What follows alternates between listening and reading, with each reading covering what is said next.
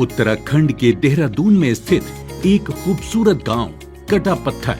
चारों तरफ हरियाली, पहाड़ों की शांत वादियां और इसी प्राकृतिक माहौल के बीच बसा है एक ऐसा स्कूल जहां पढ़ाई का तरीका थोड़ा अलग है। यहाँ क्लासरूम हमेशा चार दीवारों के अंदर नहीं होता, कभी पेड़ों की छांव में तो कभी खुले आसमान के नीचे।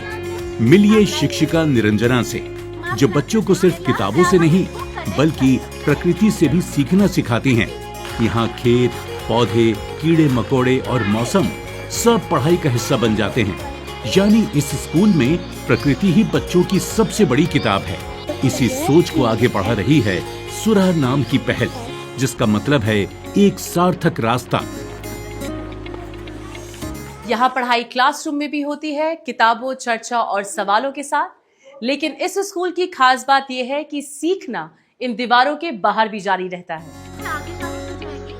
इस स्कूल में नर्सरी से लेकर कक्षा 5 तक के करीब 70 बच्चे पढ़ते हैं। यहाँ पढ़ाई का तरीका थोड़ा अलग है। क्लास में बच्चे सिर्फ सुनते नहीं बल्कि सवाल पूछते हैं, अपने विचार रखते हैं और पढ़ाई में सक्रिय हिस्सा लेते हैं। यहाँ शिक्षक खुद को सिर्फ पढ़ाने वाला नहीं मानते बल्कि ऐसे मार्गदर्शक मानते हैं जो बच्चों के साथ मिलकर सीखने की यात्रा तय करते हैं। आज तक मैंने जितने भी स्कूल्स में पढ़ा है, मुझे लगता है उनसे ये स्कूल बहुत ही अलग है, क्योंकि यहाँ पे जो स्कूल है, यहाँ पे जो आसपास का स्पेस है, यहाँ पे नेचर बहुत ही सुंदर तरीके से भरा है और हम भी बच्चों के लर्निंग में नेचर को एक पार्ट बनाते हैं। हम देखते हैं कि बच्चों के लर्निंग में नेचर का एक बहुत बड़ा रोल है। बच्चे नेचर के अंदर ही नहीं, नेचर के साथ साथ सीखते हैं। इस पहल के पीछे की सोच है श्रेय रावत और उनकी टीम की। श्रेय देहरादून जिले के विकास नगर में पले बढ़े। बचपन से उन्होंने सीखा कि पहाड़ी इलाकों में पढ़ाई अक्सर बच्चों के अपने जीवन और आसपास के माहौल से जुड़ नहीं पाती।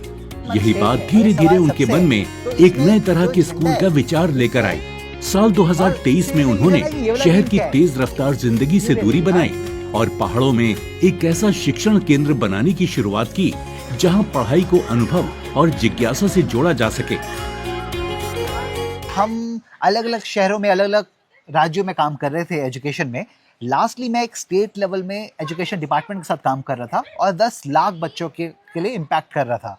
पर मैंने ये जाना कि 10 लाख बच्चों के साथ तो मैं काम कर रहा था, पर 10 बच्चों के नाम भी मुझे नहीं पता थे। तब लगा कि हाँ, अब वो समय आ गया है कि हमने काफी कुछ जान लिया है, सीख लिया है। अब अपने ही वापस गाँव, अपने घर आते हैं और उत्तराखंड में सर्व करते हैं। दिलचस्प बात यह है कि इस स्कूल को लोग अक्सर उल्टा पुल्टा स्कूल भी कहते हैं, लेकिन असल में यही इसकी खासियत है। यहाँ बच्चों से सिर्फ किताबें याद करने की उम्मीद नहीं की जाती, बल्कि उन्हें सोचने, सवाल करने और अपने आसपास की दुनिया को समझने के लिए प्रोत्साहित किया जाता है। कभी बच्चे खेतों में जाकर पौधों का अध्ययन करते हैं, तो कभी किसी कला को गणित से जोड़कर समझते हैं। यानी पढ़ाई यहाँ एक अनुभव बन जाती है। खुली हवा, पेड़ों की छांव और प्रकृति के बीच में पढ़ाई। यहाँ बच्चे किताबों के साथ साथ नेचर से भी सीख रहे हैं। चलिए आइए बात करते हैं इन बच्चों से। मुझे यहाँ की पढ़ाई काफी अच्छी लगती है, बिकॉज विलेजेस में इतना वो नहीं होता पढ़ाई पे, बट यहाँ पे अच्छे से पढ़ाया जाता है, नेचर से भी कनेक्टेड रहते हैं। आपको यहाँ की पढ़ाई में सबसे अलग क्या लगता है? यहाँ की पढ़ाई में सबसे अलग ये चीज है कि ये हर सब्जेक्ट से कनेक्टेड होता है, हर subject and also nature, and काफी सारी चीजें हम नई नई सीखते हैं जो कि नेचर से तो कनेक्ट होती है बट और सब्जेक्ट से भी कनेक्ट होती है।